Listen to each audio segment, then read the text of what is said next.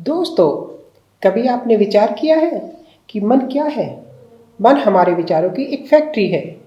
हमारा मन विचार उत्पन्न करता है। कुछ विचार अच्छे होते हैं तथा कुछ विचार खराब होते हैं। खराब विचार हमें परेशान कर देते हैं। इस दुनिया में अधिकांश लोग नकारात्मक विचारों से परेशान हैं। हमारा मन अच्छे कामों के बारे में कम ही सोचता है। मन खराब बातों के बारे में ज़्यादा सोचता है। दोस्तों, कभी आपने सोचा है कि विचारों का विज्ञान क्या है? मन के प्रबंधन की कला ही विचारों का विज्ञान है। मन के प्रबंधन की कला को जानने के बाद ही मन को कंट्रोल किया जा सकता है। जब हमारा मन किसी चीज़ के बारे में बार बार सोचता है तो वही हमारी आदत बन जाती है। जिसको जैसी लत लग गई, मन भी उसी में लगने लगता है। दोस्तों, आपने कभी विचार किया है कि बुरी लत क्यों लगी? ये सब चिंतन से होता है। जिस वस्तु के बारे में हमने बार बार चिंतन किया, वही वस्तु हमारे मन को रच बस गई। इंसान में जन्मजात कोई बुराई नहीं होती। सभी बुरी आदतें बुरी संगत से पैदा होती हैं। बुरी आदतों में जब मन सुख देखता है तो हमारा मन उसी की तरफ बढ़ने लगता है। इन बुरी आदतों से ही हमारे मन में नकारात्मक विचार पैदा होते हैं। दोस्तों, हमारे मन में हजारों इच्छाएं जन्म लेती हैं। जिस इच्छा से हमारे मन को सुख मिलता है, उसी को प्राप्त करने के लिए इंसान जी तोड़ प्रयास करता है। अब प्रश्न यह पैदा होता है कि क्या इच्छा को पूरा करने से मन को शांति मिलती है? इच्छा को पूरा करने से कुछ समय के लिए शांति मिल सकती है, परंतु बाद में वही इच्छा दोगुनी रफ्तार से बढ़ने लगती है। इंसान को जीवन में जितना भोग विलास मिलेगा, उसे पाने की इच्छा उतनी ही बढ़ती चली जाएगी।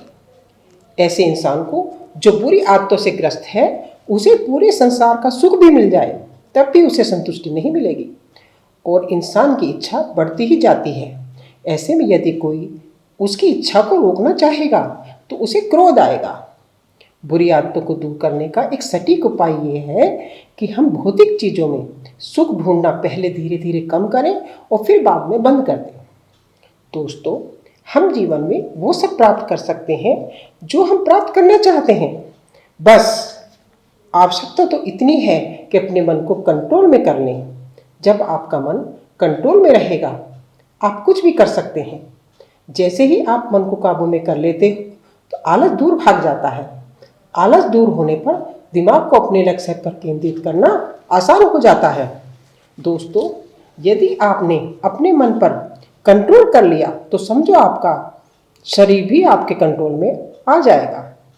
ऐसा करके आप अपने आप को बर्बाद होने से बचा लेंगे। दिमाग कंट्रोल में होने पर आप अपने लक्ष्य को प्राप्त करने के लिए कड़ी मेहनत करने लगोगे। परंतु मुख्य समस्या यह है कि दिमाग को कैसे कंट्रोल किया जाए। दिमाग को कंट्रोल करने का तरीका थोड़ा कठिन जरूर है, परंतु एक बार आपने इस तरकीब को सीख लिया, समझ लिया, तो आपका पूरा शरीर आपके कंट्रोल में रहेगा। आप जैसा चाहोगे वैसा ही होगा। ऐसा करके आप जब चाहो, जहाँ चाहो अपने मन को लगा सकते हो। मन को कंट्रोल करने के लिए सबसे पहले आपको ये समझना होगा कि आपका मन कैसे काम करता है। यदि हमें यह पता चल जाए कि हमारा मन कैसे काम करता है तो उसे कंट्रोल करना आसान हो जाएगा। दोस्तों, हमारा मन कभी एक जगह नहीं टिक पाता। वह यहाँ तहाँ भटकता रहता है। मन इसलिए भटकता है कि हम उसके प्रति जागरूक नहीं हैं। हम किसी काम को जागरूकता के साथ नहीं करते। हमारी यही जागरूकता योग की भाषा में ध्यान कहलाती है। दोस्तों, हम जिस चीज़ के बारे में सोचते हैं उसी चीज़ पर हमारी ऊर्जा केंद्रित हो जाती है।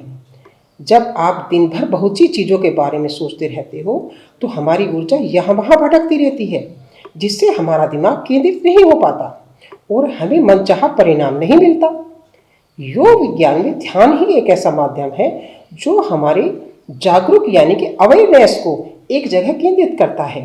धीरे धीरे अभ्यास करने पर हमारी ऊर्जा एक जगह केंद्रित होने लगती है और ध्यान के लगातार अभ्यास से हम अपने मन पर काबू पा लेते हैं। ऐसा होने पर आप जो चाहोगे वही आपको मिलेगा। दोस्तों, यदि आप जीवन में सफल होना चाहते हो तो अपना लक्ष्य निर्धारित करो। उस लक्ष्य पर अपने मन की ऊर्जा को केंद्रित करो। जैसे ही आपकी ऊर्जा आपके लक्ष्य पर केंद्रित होगी, वैसे ही आपका मन आपके कंट्रोल में आ जाएगा और आप मनोवांछित सफलता प्राप्त कर लेंगे। धन्यवाद।